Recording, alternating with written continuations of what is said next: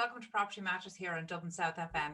You can contact the show on Twitter, Facebook or LinkedIn at iPropertyRadio or by email at hello@iPropertyRadio.com.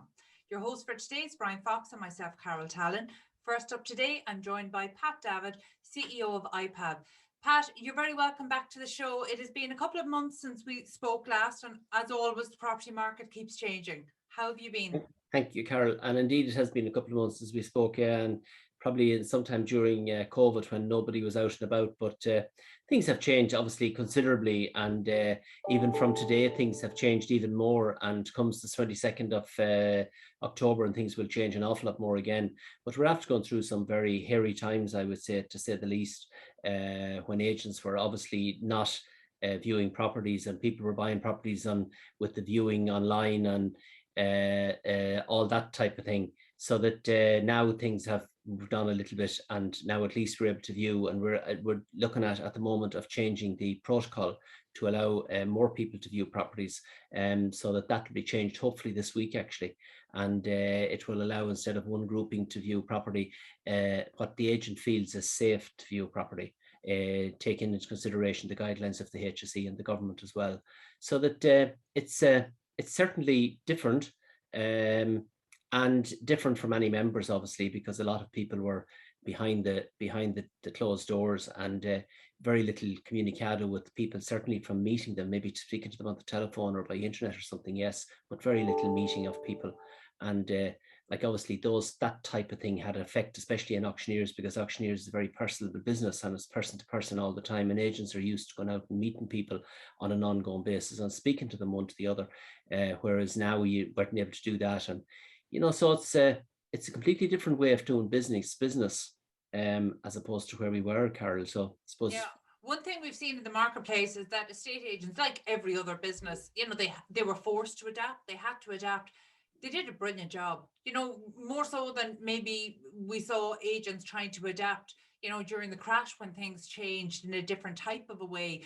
During COVID, the adoption of technology, the willingness to try new things, the innovative nature, forget about technology, the innovative nature of most self-employed people, including estate agents, really came to the fore over COVID. So I was really impressed actually with the way estate agents did rise to the challenge. And I think consumers acknowledged it. I think they appreciated it. And if anything, I think this has strengthened the relationship of trust between estate agents and consumers. But from IPAV's perspective, you support members right across the country. How did the support that IPAV as an organisation offer their members, how did that change over COVID? What kind of supports were needed?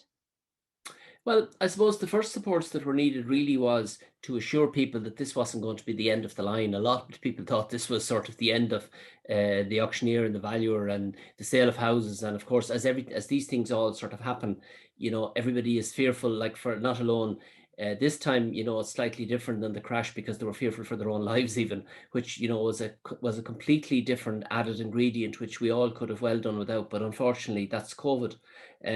So that I suppose it's a lot of people like would be used to coming to CPD events and coming to seminar events with IPAV and going to AGMs and Christmas lunches and that type of thing, which automatically just stopped. So the first actual interaction we've had with people was our book launch for our 50th year book about 3 weeks ago down in Limerick. And our next one is going to be our AGM, which is on actually next Saturday. But even that AGM, we can only have 50 people at it inside. And we are going to have a link as well by Zoom, so some people can join by Zoom as well if they so wish. But all of that sort of thing that they were able to do and meet with IPAV was gone, so that people were then meeting on the telephone, and my staff were in and out of the office all the time. We have fantastic staff, and they weren't sort of when we locked down and had to lock down, they weren't there. But after that, the minute we could open and had to get back into the office, there was somebody that was nearly in the office all of the time. So the office was nearly manned all the time. And even if it wasn't, the girls and the boys were actually taking out the phones with them, etc. And they were the same as the agents were doing, the same thing, that at least when somebody called, there was somebody at the other end of the line. So that the advice, I suppose, at that particular stage changed, because there was a whole advice on how properties could be viewed and what you can do inside the protocols and what you can do with PSRA the PSRA license renewals. Like, so all of that sort of thing was still happening. So the advice was still needed. But the services, I suppose, that we would have known, you know, the interaction between members all stopped. So there's, like, that was a big thing for IPAV as well. We had to put all of these online. We had to make the different CPD hours and make the different CPD films and broadcasts for this, and then do obviously some ones were live as well and did them online. So that we had a big learning curve as well, because we weren't obviously doing that prior to that. As a matter of fact, our constitution didn't allow us to have meetings or things online. So we had to have an EGM in the middle of our away from the people as well, away from our members, and we had an AGM last in March or April, and we had to get different things approved to that EGM to allow us even to meet online. But we did other things as well at that EGM. But it's just amazing when you start doing these things, you know, that there are little blockages in the way that you have to get round about and get over and get sorted. But overall, I'd say a lot of members have a good experience through COVID with IPAV. At least we certainly feel they do, and they have been telling us about it as well. So I think that a lot of members have been happy with the performance of IPAV and the advice given by IPAV and the advice of us on their behalf to government, and the lobbying of IPAV to government, which again was very, very important. But in COVID, as you know, Carol, it's very difficult who to lobby, because nobody seems to have the power to do anything. Well, the Taoiseach's office seems to be the end of the road, but like, even at that, you don't actually know. Even a lot of times when announcements are being made, even if they were being made, we didn't know whether we were included or not included, as lots of other industries were as well. It wasn't just us. But so it was a very sort of a very worrying and agitated time, I'd say, for many people, including ourselves, because you do your best and then you find that you're not mentioned in the protocols, and different things don't happen the way you thought they would happen. And you know, so it's slightly different. But I'd say overall, I'd say that the members had a good experience through COVID. Well, that's good to hear. You know, it's funny you talk about lobbying, because lobbying has such a poor reputation in Ireland, and in fact, the media in the last week or so certainly wouldn't endear anybody towards lobbying. However, I think over COVID, it was the one time where I heard lots of different businesses talk about the need for lobbying, maybe that hadn't before. So, you know, I remember having a conversation with my hairdresser when she talked about how poor their sector had lobbied. And Yeah. previously, I'm willing to bet that, you know, she wouldn't have had a huge interest in lobbying, or would have even, you know, thought that there was a great need for it. And it was amazing when we saw these protocols shift and suddenly professions were being named. This is where you could see what lobbying was intended to do, that representative voice, you know, because it's gotten hijacked in some way over the last number of decades. Certainly not just in Ireland, it's a global problem. But I think this past experience really showed that it is about an industry coming together, speaking with one voice, and that's what falls under the category of lobbying. But we saw that's where I think it really came into its power over COVID. And not only that, but actually it got the industry understanding the importance of rowing together. You know, it became a bit of a cliche to say we're all in this together, but actually that was the only way any sector was able to thrive. So, you know, I think it's a really fair one. Pat, you glossed over something very important there in a very offhand sort of way. You mentioned the book launch for IPAV. IPAV Yes. is quite a big occasion it's celebrating. Yeah, it was a big occasion. And just on the lobbying, and I'm just going to go back to one thing on it. It's very important from the lobbying point of view. A lot of lobbying was done in secret, I think, up to very probably a few years ago, which is probably very dangerous, and it causes a lot of friction with people because people don't know. IPAV have nothing to be hiding about their lobbyists. We employ lobbyists all of the time to look at different things for us, and legal sellers pack and different things like that. And the lobbyists have all these.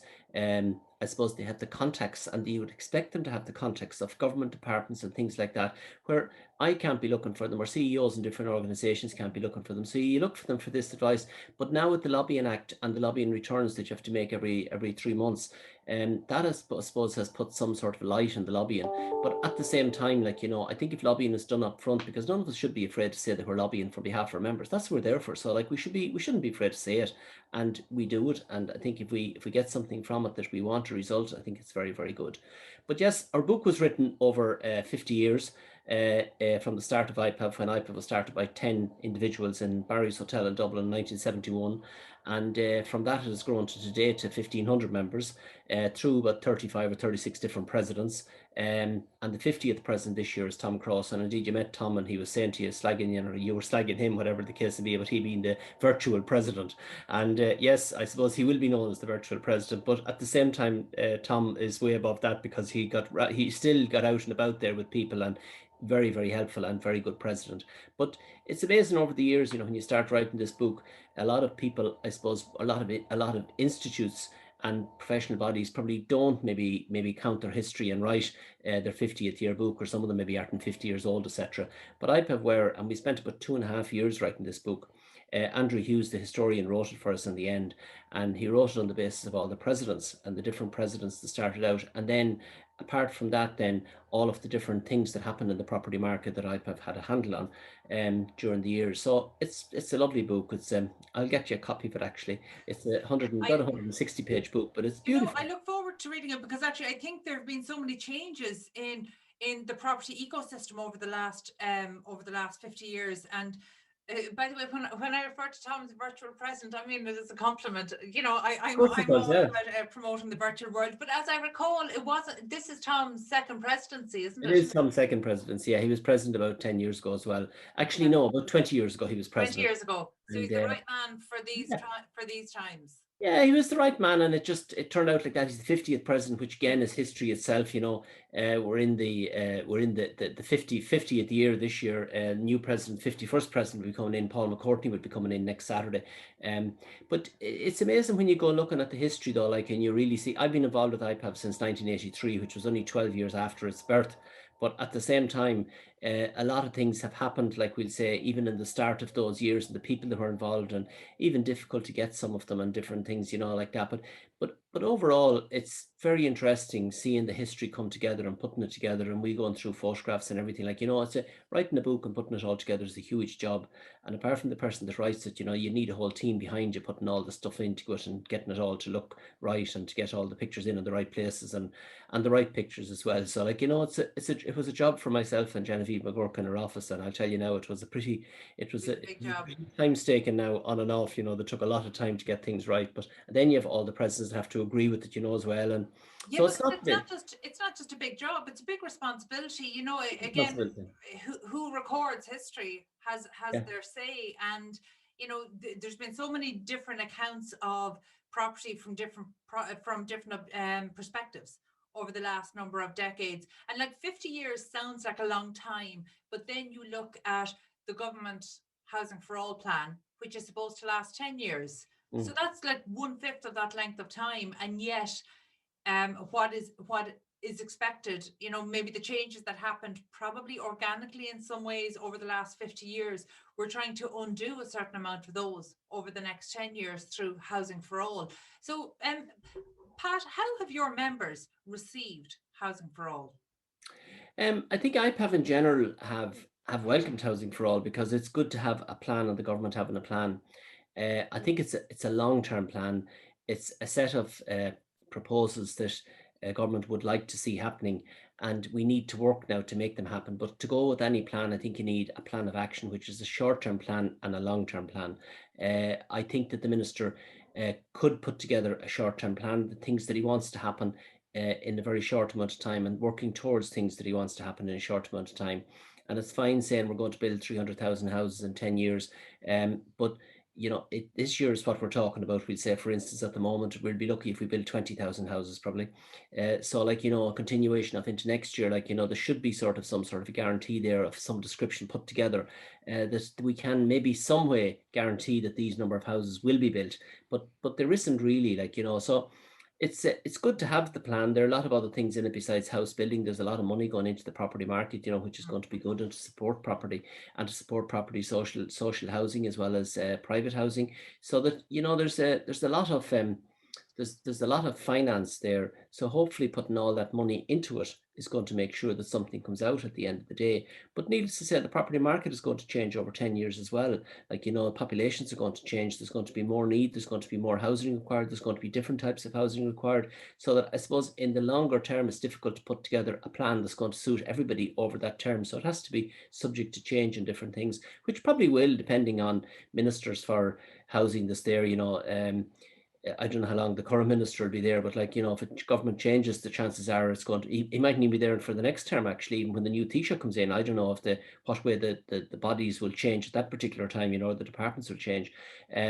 But it's important that somebody, now that we have the plan, that, it's continued on for the term, regardless of the fact of who's in power. But the way a lot of the other parties looked at it, you would seem to think that if there's a change of government or something, the plan will be out the window and there'll be a new plan. So it's interesting, but like, over the term, we certainly need, the property market needs this plan, and it needs money to be spent on it, and it needs a revamp of the rental market, which is the center of all the markets, because rental is the place people go to first if they want to, whether you're social, whether you're private, no matter what you are, you have to rent. If you want to get out of your situation you're in with your partner, with your mother, with your father, whatever you want to do, you want to get married, you want to do whatever, like, you want to have your own house, and the quickest way to get it is to rent. And obviously, if people that are in the rental properties at the moment can't move out of it because they can't buy properties, or there aren't properties for them to buy, well, then that particular cog is going to come stagnant. And if that becomes stagnant, well, then I think the rest of the market is going to come stagnant with it. So that it's, I think that end of things, and to get onto that end of things and to get onto that end of the market, I think is a huge, it's a huge job for government now, being honest about it. Oh, it is. I don't think anybody underestimates the challenge. I suppose probably of more immediate concern, because again, that's a longer term strategy, and it's focusing on the delivery of new homes. The more immediate challenge I can imagine facing many of your members will be around the supply of second-hand homes. We can see that there are historic lows of second-hand homes being listed on the property portals in Ireland. How are your members interpreting that in the context of the market? There has been a lot of shortage of stock coming on the market, and I think that has happened through COVID as well, and through fear as well as everything else, even though the property market has moved on considerably and prices have moved on from January this year. But I think even still, I think there's a lot of fear out there for people putting their property on the market, especially if they want to buy a new property. Will I be able to buy one? Even fear of people putting their property on the market, like who's going to view it, and am I going to be safe when people are viewing, and all this type of thing? Because again, we can have all the technology, but people still want to view a property. I don't actually know if there was one property bought without anybody viewing it during the whole of the COVID. Like, people, I can confirm that did actually happen, because that's a question I've been asking every single agent. So there have been a handful, but the vast majority viewed online. We're happy to pay booking deposits online, but they weren't signing contracts until they viewed the property. Well, they could even sign the contract, and the contract was subject to viewing, which was another thing that the contract was. And obviously, everybody would like to have an opportunity to look at the property, but people need to look at properties, and in people's homes, there was a certain amount of fear there. They were letting people into their homes, and so there was a lot of properties that. And I know we're talking about, we're probably talking about small numbers here, but when you add up everything, all the different little ingredients here that we're talking about, the people were afraid to put the property in the market, and people, were looking, maybe afraid that they wouldn't get another property to sell, that type of thing. When you add up all of these things, it all adds to a situation that there was less property going on the market. And I think that right through the COVID until now in September, I think things have eased a little bit, Carol. Being quite honest about it, I think listening to agents throughout the country, I think there is a little bit more properties, or some more properties coming on the market for the back end of the year. It seems to be, which is a good sign, and it's a good sign that people are now in the marketplace, and they're out there actually wanting to sell. I think the market has settled down. Like, a lot of agents would tell you that it's settled down to a certain degree at the moment, even though there are price increases. But I think that at least now you can put a property in the market. You're not looking for a sky high price for it. You're happy to sell it in the marketplace, and there's people in the marketplace that's happy to buy it. So that I think, that it certainly, we could do with more second-hand properties, I think, for sale. We could do with more new properties for sale, especially in rural Ireland, even though I was looking at a figure recently where the construction of all new homes is only 28% in Dublin, and the rest is in the country. But there are many, many towns throughout Ireland, and especially throughout the west of Ireland, where there are no new homes being built, and can't be built, and won't be built until such time as the price of second-hand homes gets up to a situation or a level that people can actually go and build housing at. Like, you can still buy a bungalow probably in most parts of rural Ireland for probably 200,000, 250,000. You could buy a 3-bedroom semi in lots of counties, and you can see from our recent price barometer, property price barometer, you could buy them from probably 130, 140, maybe up to 180,000. And like, a lot of builders can't build them for that. They want 300,000 to build these houses, and they say that's what they need. And builders haven't got a magical wand either that, they can go out tomorrow and just change the price of housing from 300 to 200. It can't be done because the costs are huge as well. Yeah. So that until such time as the price of housing moves on and gets into that frame and gets into that level that people can afford to buy these housing, it's going to be a situation where no new houses will be built in a lot of these areas. Now, there are new houses being built in a lot of the cities, which is good out of Dublin, so there's but a lot of the other rural towns and counties wouldn't have had seen new housing be built to them at all, or maybe a very small scatter of them, and a very, very small I'm talking about. Yeah, and look, it's interesting. We haven't fully learned what the impact of whether it's hybrid work or a manner of remote work is going to do for the towns outside of the main urban areas. So again, these are interesting times. I think it will be very interesting to see what the figures are by the end of the year, and see how in the third quarter or in the fourth quarter, the property market, how that reacts once people start to return to the office, and similarly in the first quarter of 2022. But for now, that's it. Thank you for joining us this week. That was Pat Davit, CEO of IPAV. We'll be back after a quick break.